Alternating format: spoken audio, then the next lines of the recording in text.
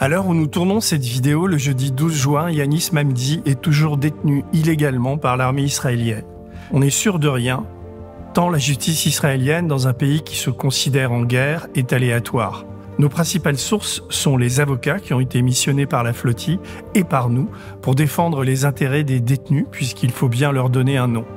Yanis, qui est le seul journaliste encore incarcéré, donc observateur non engagé de cette affaire, devrait normalement rentrer en France dans les prochaines heures, voire les prochains jours. Sur le fond, et entre nous, si Yanis ou l'équipage sont libérés dans les heures ou les jours qui viennent, cela ne changera rien à ce que nous avons à dire aujourd'hui du traitement médiatique et politique subi, particulièrement en France, depuis le 1er juin, date du départ du bateau de Catane en Sicile.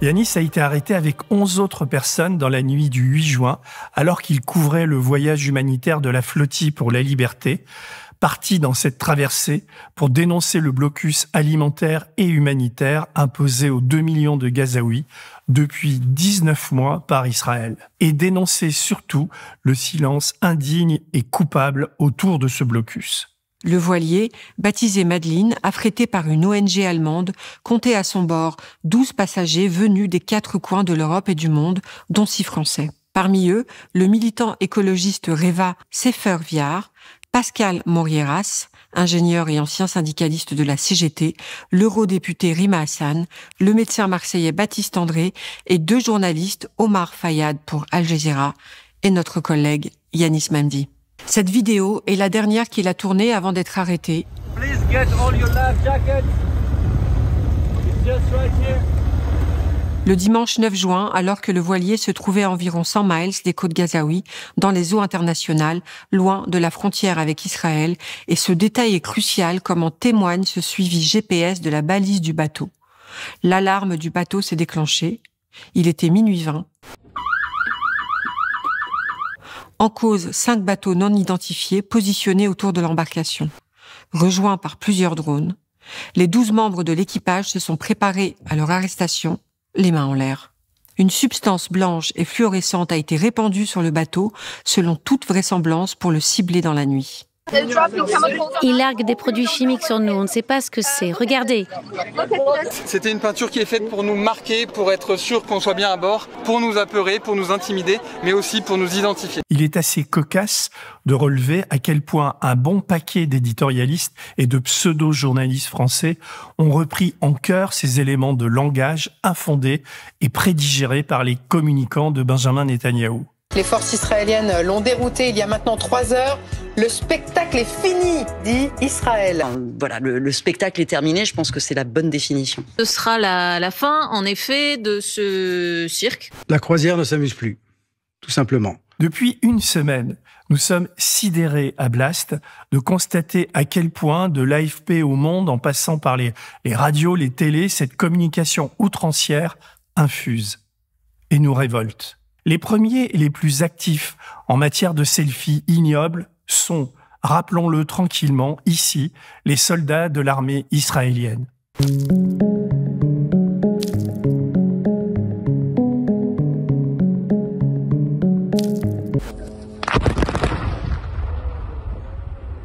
Pour ne prendre qu'un seul exemple de communication fallacieuse, Yanis n'est ni un activiste ni un militant. Il est journaliste depuis plus de 10 ans et a réalisé plus d'enquêtes pour Blast et avant pour Off Investigation sur des affaires politico-financières, la santé en France ou les bavures policières que ces recracheurs médiatiques n'en feront jamais pendant toute leur vie. Mais gardons notre calme face à cette marée d'outrance et de fake.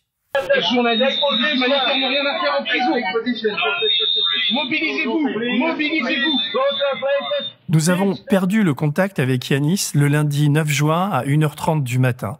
Jusqu'à lundi soir, les autorités israéliennes n'ont délivré aucune information, malgré nos relances répétées, ainsi que celles des avocats en charge de leur défense.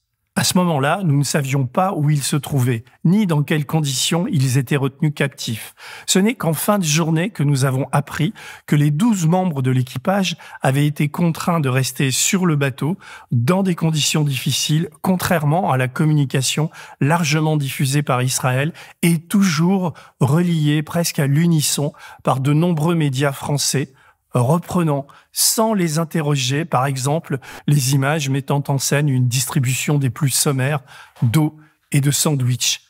Comme si les équipiers étaient heureux d'être là et de manger un casse-dalle offert par Benjamin Netanyahou. Les images qui ont été tournées sous contrainte avec des fusils qui étaient pointés sur nous. Nous avons été obligés d'accepter l'eau et les sandwichs qui nous ont été proposés. Nous ne les avons pas mangés lorsque nous étions à bord. À leur arrivée au port d'Ashdod aux alentours de 20h45, après une consultation d'une dizaine de minutes avec leurs avocats, les autorités israéliennes ont exigé des 12 membres de l'équipage la signature d'un document comme condition de leur retour dans leur pays respectif. Ce document contenait 3 choses. Leur acceptation d'expulsion du territoire, admettre que le bateau avait navigué dans les eaux israéliennes et leur engagement à ne pas revenir sur le sol israélien pour une durée de 100 ans. Selon nos dernières informations, seul le journaliste Omar Fayad, la militante écologiste Greta Thunberg, le médecin Baptiste André et l'activiste espagnol Sergio Toribio ont accepté de signer ce document dans le but de rentrer au plus vite pour témoigner. À son arrivée à l'aéroport, le correspondant d'Al Jazeera a raconté à la presse avoir été témoin de pression subie par Rima Hassan pour qu'elle signe ces documents. على سبيل المثال النائبة ريما حسن ما زالت هناك ترفض توقيع الأوراق استمعت إلى ضابط يهددها بشكل مباشر سأرتم رأسك بالحيط بالجدار إذا لم توقع على سنجري هذه المعاملة بطريقتنا نحن. De son côté, Baptiste André relate également des actes de maltraitance, des privations de sommeil, aucun accès aux sanitaires. Il y a eu des actes de maltraitance. Il n'y a pas eu d'acte de violence physique, mais j'ai été moi-même témoin, notamment concernant Greta Thunberg, de privation de sommeil. Dès qu'elle s'endormait, les soldats venaient la réveiller. Enfin, pas les soldats, les services de l'immigration. Dès que l'un de nous s'endormait, la musique était mise à fond, les services de l'immigration dansaient devant nous. De difficultés d'accès à l'eau et à la nourriture. Il a fallu plus de 3 heures pour obtenir un bout de pain. Détournement illégal d'un bateau en eau internationale bafouant toutes les règles du droit. Détention de ressortissants étrangers, privation des besoins vitaux, manipulation médiatique, violation des droits à la défense, pression psychologique pour faire signer des faux aveux. Vive la démocratie en Israël.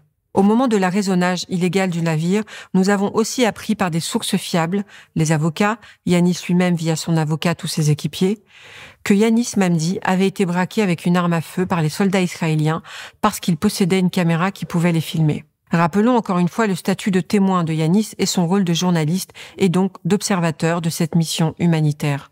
Depuis son centre de rétention non loin de Gaza, il nous a fait parvenir le 11 juin un message manuscrit avec une seule phrase sur un bout de papier « Journalism is not a crime ». Israël, qui n'est plus à une infraction près, n'a évidemment aucune raison légale d'arrêter et d'enfermer un journaliste étranger. Yanis n'a enfreint aucune loi, n'a fait que son travail. Documenter une action humanitaire pour le moins courageuse dans un contexte génocidaire. Ces arrestations et leur orchestration sont le fait d'un gouvernement dont des membres sont visés par des mandats d'arrêt de la Cour pénale internationale. Yanis doit récupérer son matériel et rentrer en France au plus vite avec les images tournées pendant la traversée, y compris l'arrestation. Aujourd'hui, en fin de matinée, via son avocate, une lettre est arrivée à Blast que nous publions sur le site de Blast, dans laquelle Yanis dit qu'il espère sortir demain, donc vendredi. Il dit aussi que ses conditions cellulaires sont très pénibles, mais il confesse n'avoir aucune raison de se plaindre compte tenu de ce que subissent tous les jours les Palestiniens en général et les Gazaouis en particulier. Toutes les guerres sont d'abord des guerres de l'information. Elles commencent par une bataille de mots. Le premier mot qui coince ici, c'est guerre. Une guerre implique 2 adversaires qui bataillent sur un terrain avec des armes.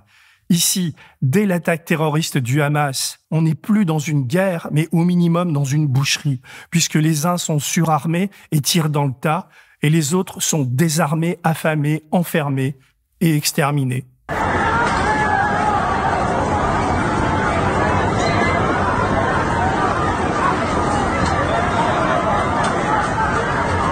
des objectifs de cette guerre d'information, c'est de contrôler les récits et les narratifs.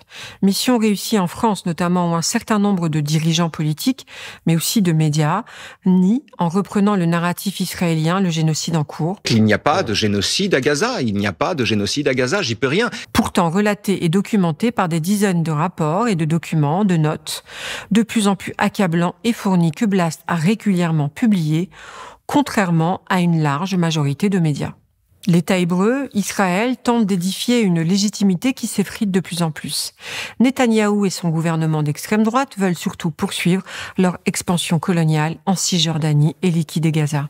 La médiocrité de la couverture médiatique et politique de l'arrestation de l'équipage du Madeleine démontre aujourd'hui, une fois de plus, à quel point les journalistes français et le personnel politique au pouvoir, mais aussi son opposition à droite, sont à la ramasse et fabriquent des fake news à la chaîne, reprenant la parole israélienne. Je suis persuadée que dans l'esprit de beaucoup de gens qui ont suivi ces images, ils sont persuadés qu'il y a encore aujourd'hui, alors qu'il est, un blocus humanitaire qui empêche l'aide humanitaire et notamment l'aide alimentaire d'arriver à Gaza. The Israeli forces are calling Palestinians to come and pick up food, but when they come and reach that area, they are being killed by live ammunition, by quadcopters, by artillery shelling. Jusqu'à quand? Nous verrons bien. L'initiative du Madeleine a été dès le départ moquée dans de nombreux médias privés et aussi sur le service public. Mais depuis l'arrestation, c'est un florilège de déclarations, toutes plus délirantes et avilissantes les unes que les autres, auxquelles nous avons eu droit. Moi, il y a plusieurs choses qui me mettent mal à l'aise. C'est ni courageux ni honteux, c'est extrêmement gênant. On dirait que Rima Hassan, elle est là pour nous vendre des rouges à lèvres. C'est gênant, en fait. Moi, ça me met très mal à l'aise. Avec toujours le même but, décrédibiliser l'équipage du Madeleine, blanchir et victimiser Israël en niant ses crimes. Voilà un petit zapping qui fera date. Je pense qu'il y a de la déception aujourd'hui chez Rima Hassan parce que ce qu'il cherchait, c'était un affrontement violent. Il voulait déclencher une réaction d'Israël qu'il pourrait mettre en scène. Après avoir réussi à imposer dans le débat public le mot de génocide, arrive à imposer maintenant l'idée que nous avons 5 Français détenus en otage en Israël. Otage toute la journée. Non mais vous vous rendez compte que toute la journée, on a entendu le mot otage. Rima Hassan, pourquoi elle n'est pas dans l'avion?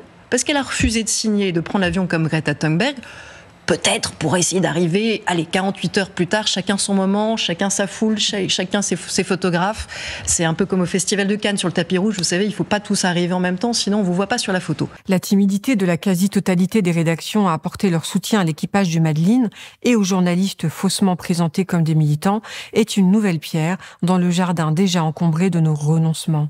Notons ici le rôle problématique et le glissage sémantique de l'agence France Presse qu'on a connu plus avisée, qui continue à présenter Yanis comme un militant, malgré nos démentis.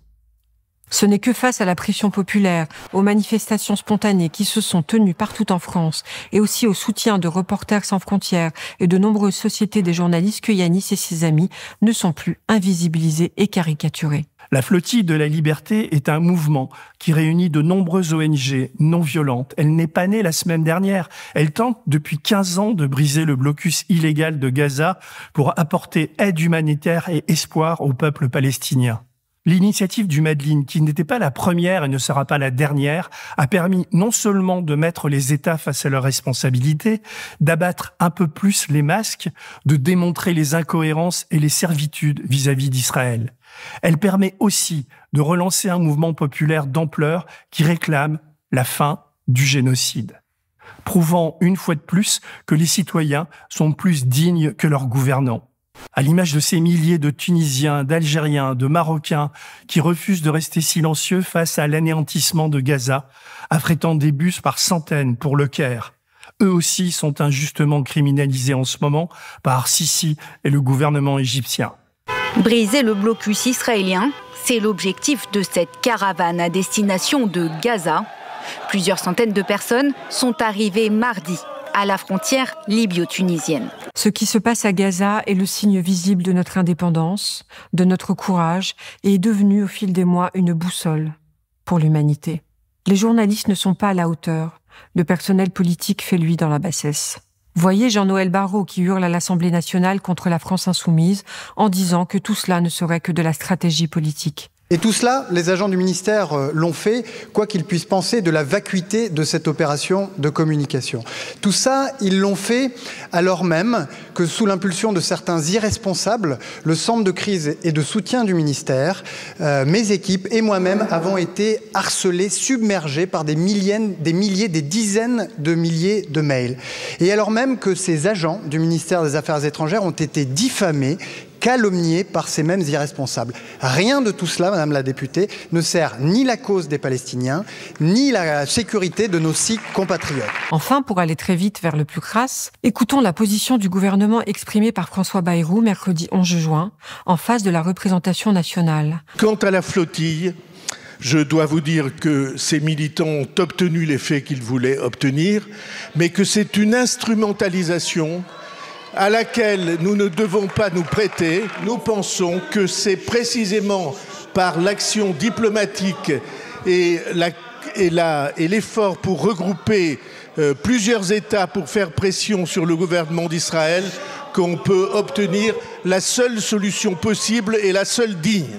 Alors que le monde entier observe la disparition imminente du peuple gazaoui avec une majorité de femmes, d'enfants, sous les bombes et la famine sciemment organisée, le Premier ministre François Bayrou, celui qui ferme les yeux sur les violences physiques, sexuelles sur mineurs de Bétaram, juge opportun de moquer les humanitaires de la flottille, présentés comme militants, dénonçant lui aussi une démarche d'instrumentalisation militante à laquelle nous ne devons pas nous prêter, se soumettant à la rhétorique de l'extrême droite messianique au détriment de ses propres ressortissants. Comment appeler ça, sinon une honte ? Encore 2 mots pour ceux qui nous cataloguent comme médias de gauche, radicales, islamo-gauchistes ou mélenchonistes. Plus nous gagnons en public et en notoriété, plus nous sommes critiqués et vilipendés.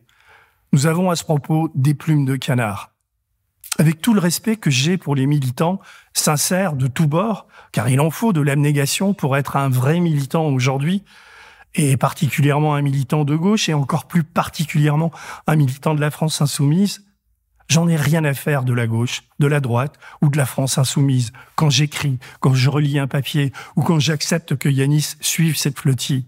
Est-ce être inféodé à la France insoumise de reconnaître que sur la flottille, Jean-Luc Mélenchon et les députés insoumis avec à leur tête Rima Hassan sont ceux qui tiennent les propos les plus justes et les plus courageux, vu la faillite morale et politique en face ? Je pense sincèrement que non. La ligne de Blast, contrairement à ce que crachent tous les baveux et les jaloux, n'est inféodée à personne. Et c'est pour cette raison que nous gagnons des abonnés et des sociétaires, parce que nous faisons du journalisme en toute liberté. Dans un pays où Léa Salamé ou Christophe Barbier, pour n'en citer que 2, passent pour des journalistes indépendants, dans ce même pays où des propagandistes complices du génocide, comme Caroline Fourest, Raphaël Enthoven, ou tous les Pascal Pro de CNews, tous ces journalistes cités sont au service de milliardaires pour qui l'information n'est qu'un outil d'influence et de commerce. Ils nous donnent des leçons de journalisme en permanence sur tous les écrans. Ils gagnent même des écrans sur la TNT, alors que nous pas. Le traitement médiatique de Gaza est une fois de plus un énorme révélateur. Ils sont des propagandistes, des falsificateurs et des arnaqueurs. Ce sont eux les militants, pas nous. Imaginez un monde où on les laisserait gagner la partie. La guerre, c'est la paix, l'esclavage, c'est la liberté, la France insoumise, c'est le Hamas, l'extrême droite protège les juifs et n'est pas raciste. Yanis est un militant et pas un journaliste. Non, n'imaginez pas, parce que ce monde, on y est. Alors, rentrez vite Yanis, Rima et tous les autres. Allez, salut, et tenons bon la barre.